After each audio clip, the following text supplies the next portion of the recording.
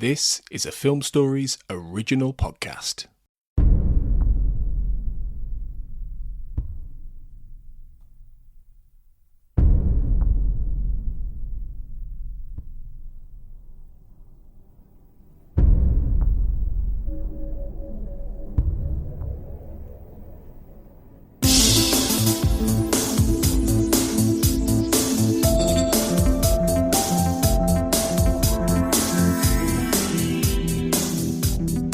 Back everyone to the X-Cast. The truth is in here. I'm your host Tony Black and welcome back to I Want to Believe Minute, where we unpick the second X-Files movie 1 minute at a time. Today, helping me to explore minute 82, which runs from approximately 81 minutes as Daxion's car breaks down through to 81 minutes 59 seconds as we see Daxion by Thomas's bedside is recurring X-Cast guest and first timer on I Want to Believe Minute, Wayne Talbot. Wayne, welcome back to the X-Cast. Hello, it's been a long time. It's kind of it's been a while, but no, thank you for having me back on. I think I've been revisiting the X-Files for the last couple of years on and off now due to everything that happened in the world. So it kind of gave us, I think everyone was binging their favourite shows to kind of give them some kind of comfort. And the X-Files obviously being one of mine. It was nice so it is nice to be back talking about it. Yeah. Oh, well, you are an absolute X-Cast lifer. You were on the very first season we did years ago. 2016 that was, I think. So for those people newer to the X-Cast, you were there from the early days, Wayne, and you've popped up every now and then. So you're like the smoking man towards the end of the X-Files. He just pops up every now and then. Or Skinner or Skinner at the end of this movie. But yeah. It's good. It's good. It's good to have you back. Yeah. It's very good to have you back. So, we'll get in a minute. We'll just get into some of your experience with I Want to Believe Minute. But before we start, guys, just a quick reminder to everyone at the start of this block of episodes that you can follow the Xcast on linktr.ee/the Xcast, and you'll find all the links there to social media and where you can find us, particularly on Spotify, which is a great place to listen to our episodes.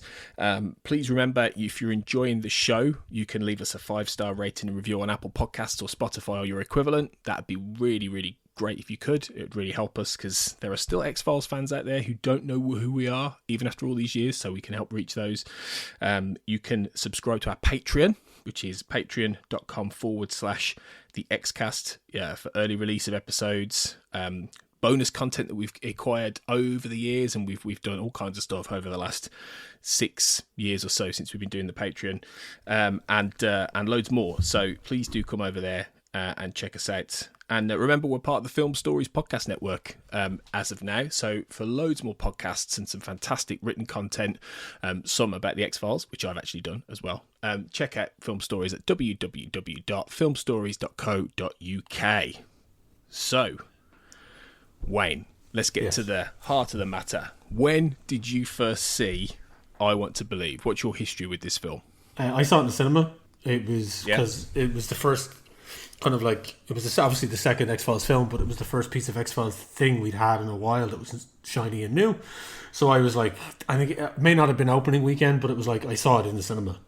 Like, I think it was me and a couple of buddies went along to see it here in Dublin, and that was pretty much it. Like, I mean, I wasn't one of the ones to wait for it to arrive on VHS or DVD or whatever it was in 2008. I can't remember, but I saw it in the cinema, definitely. Yeah, what was the experience like? Was it? Do you remember it being particularly packed, or it was what was it like? I think I went to see it like it was after opening weekend. There were still bums in seats. Like, there was people going to see it.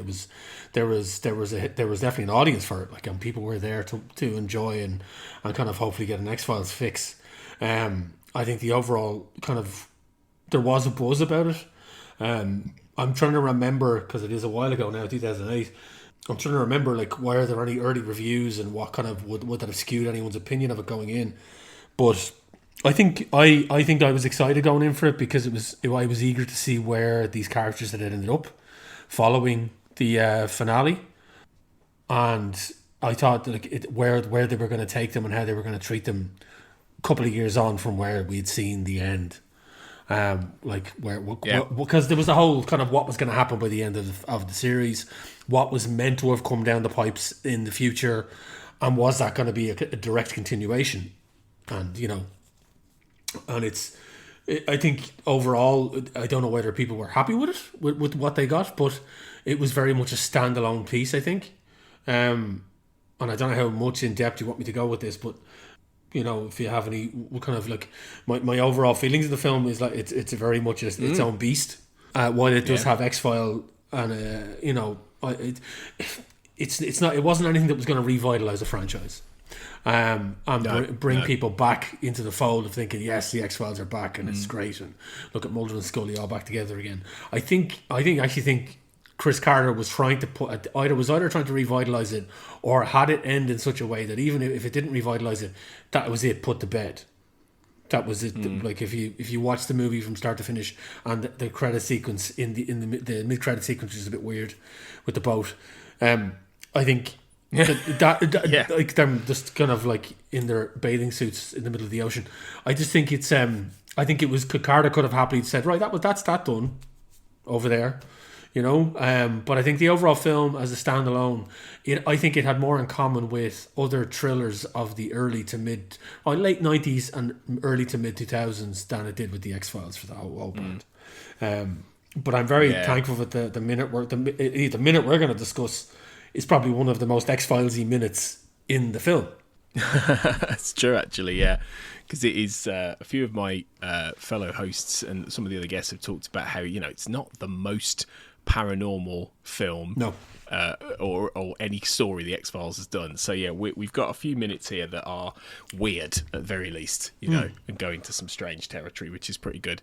But no, I think you're absolutely right with a lot of that. I think, we've talked extensively already on this podcast in these minutes about how it's a film that the consensus is generally fairly lukewarm on it. I think it's a bit better, received these days than maybe it was at the time when so many people turned up for the kind of film they just didn't get. I think so many people wanted something more like some of the classic episodes of the television series, which this isn't. Like you said, it is its own beast. It's a bit closer, if anything, to Millennium, Chris Carter's other series, than probably the X-Files in many ways. So it wasn't quite what, and it was absolutely a winter movie that was put out in the middle of July, which made no sense whatsoever. They should have put it out in November, So yeah, for all those reasons, I think that was where people ended up with it. But it's been very interesting over the course of this podcast, because we're towards the back end now, so there's not actually that many episodes left to record, and not many more guests who are going to be on after you, really, Wayne, apart from me and the other hosts. So it's been really interesting to hear a lot of people come on and say kind of similar things, really. I don't think anyone really has come on and said they hate it or they love it completely. Everyone's sort of been in the middle, really, in the main, which makes sense, I think. Yeah, no, 100%. And I think, and I'm actually thankful that my segment that I'm going to be doing is the meat of the X-Filesiness of the story. If you think about it, it's like you said, it's kind of it starts to become what it should. People were thinking at the tail end. I pity the hosts that had to do the sections that were a bit slower at the beginning. But I just got so it reminded me more of an Alex Cross movie. Like, I was expecting Morgan Freeman to pop up at some point. You know what I mean? It had that vibe of that type of a film. And I think overall, I don't know whether Carter was going for that. Whether he was trying to make something that was more palatable to the masses, rather than going full deep throat, literally like going full in and dropping all the lore hard in this installment. Because it's I don't know, it's like and even actually, funny enough, when I revisited the film, when you asked me to come on, I revisited the movie, which I hadn't done in a while. And from the back of watching the film, I got back into seasons 10 and 11 because I wanted to see where I wanted to remember where it went to after this. How they kind of got back. Where I think seasons, like the whole opening of season 10, I think would have made kind of compressed and rewritten a certain way to fit a 2-hour film. Probably would have been a better thing than this film if Carter really wanted to reignite the franchise. because it has a bit of everything in that, like in the start of season 10. And I found it's striking similarities in plot and links to this film, like the whole bit of where when Mulder, like, sorry to jump to season 10, but there's a link to this movie about it when Billy Connolly's character of the paedophilic priest tells Scully not to give up. Mulder then uses that phrase in season 10 and puts it on the back of her car, on the dust on the back of her car. Oh, he does. When he tries to convince her not to kind of give up on the idea that him and Joe McHale's character, the right-wing conspiracy guy, are peddling. So it's kind of like Carter, in fairness to him, does try to link this in to what comes afterwards to a degree, even in that small scene. So yeah, that's cool. Yeah, I don't know if anyone's picked up on that and made that link yet. So that's really cool, Wayne. Yeah, I like that. That's true, and that's the thing. It's there's so many factors with this. There's the factors that it was a couple of years too late, really. That I think they probably should have made this movie or a movie like 3 years before this or so. I think that they were working on a limited budget, which I think probably had an effect on the kind of story they were telling. I think they wanted intentionally something that was going to maybe be accessible in a way, but it's also not the most cozy, exciting kind of film. It is a very, very dark, insular kind of movie in many ways. It's very wintry, but but it's so tonally different to Fight the Future, and I think that was probably a bit of a choice as well, in that was a proper summer blockbuster adventure story, whereas this is not. And I think we would have got another Fight the Future, or a My Struggle-esque kind of thing, had they made a third film, later on. So there's all kinds of factors that go into it, really, which is fascinating. It's a really interesting what if for the X-Files period. I think the 2000s, after the show ends, what might it have been had various different factors, not got in the way, because there's a lot of legal wranglings going on and all kinds of stuff that I think delayed this in a big way. Very much so. So yeah, it's very interesting, but let's start talking about this first minute then. Because I suppose with the little block of minutes we're going to do, which is about the next 4 minutes, it's kind of the beginnings of the final climax of the film in a way. It's sort of they're minutes that are a lot of people walking somewhere, or it's escalation of plot, particularly, I would say. And this whole minute really is focused on Mulder walking in the snow, grabbing a weapon from the snow plough that's broken down, from the car that's broken down, and then heading off, really, in the main. So there's not a lot of stuff that actually happens, but I think the biggest thing I took away from it, Wayne, this minute, was how well it looked, how evocatively it was shot, and how good it looked. I don't know if you took that way as well. I agree. No, 100%. I think Chris Carter actually shines here. It is, and the cinematography shines in this piece of the film, and the music and everything kicks in. Like, I think this is where all of a sudden then we're in the X-Files. Like I said, like the rest of it's very procedural. Like it was like Carter took a lot of what like he'd seen come in Thriller, because after, like, in doing my research in this, looking, obviously this is 2008, and I looked at what films have come before this that would fit into this genre of kind of a kidnapping, serial killer, body snatching type stuff, and that led it to this point. And this point is fundamentally X-Files. I feel this is where the X-Files kicks in after a pretty much a large chunk of a film, like I said, that I would have expected to see Morgan Freeman as Alex Cross in. So I think this is where we get to see the actual Carter go, right, now we're going to start the X-Files piece. Now we're going to get into the creepiness. Now we're going to get into the suspense. And we're going to start unboxing some of the stuff that really is the meat of this movie. Because fundamentally, this is the remaining, because we're at the 80th minute, the remaining 20 minutes of the film, or 15, 20 minutes of the film, essentially do feel like an X-Files episode. And this is the start of it for me. And I do agree that it looks that there's a great shot of Mulder running up the street, the snowbanks on either side, and there literally happens where he stands, and it then cuts to a shot where he's looking up a sideway. I think it's the driveway up into how do you pronounce that name? Is it Dashkins? Daction, I think. Daction. I think it's like Daxion's driveway. and there's a shot of Mulder, and he's standing kind of in front of like a wooded area, and there is that usual X-Files beam of light coming through the trees, kind of framing him, and it's like, there we are. That's it. That's what we've been waiting for.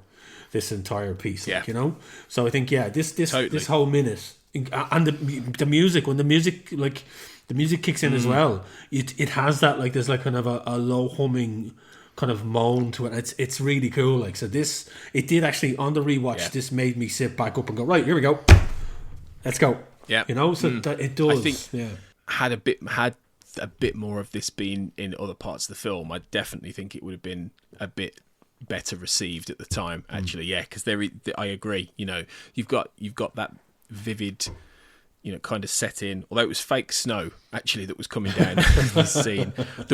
It was real snow on the ground, but it was fake snow because they were really close to Vancouver. They were like 20 minutes drive away from Vancouver at this point where they're filming this, even though it seems like it's in the middle of nowhere. Well, it kind of was in the middle of nowhere, but it was still quite close to Vancouver. So they had to get some fake snow going down. Really, it was one of the last scenes they shot for the film, actually, this sequence with Mulder. But no, it is I think you're absolutely right, Wayne. I think there's also that element of, like you said, suspense thriller. I mean, Mulder grabbing that weapon, it just felt a little bit like we were entering a horror movie, you know, territory at this point. You know, you think it's like the guy, you know, tooling up to face down the serial killer or something like that. It absolutely had that visual iconography for me. So I think all of that put together, suspense is totally the right word, I think, for this minute. Definitely, you really feel that. Yeah, and funnily enough, given and what we'd seen before already, on the elements of what we'd seen before, I don't know whether Carter was intentionally doing this, but in my mind I was thinking this, knowing what was coming and knowing what I'd seen.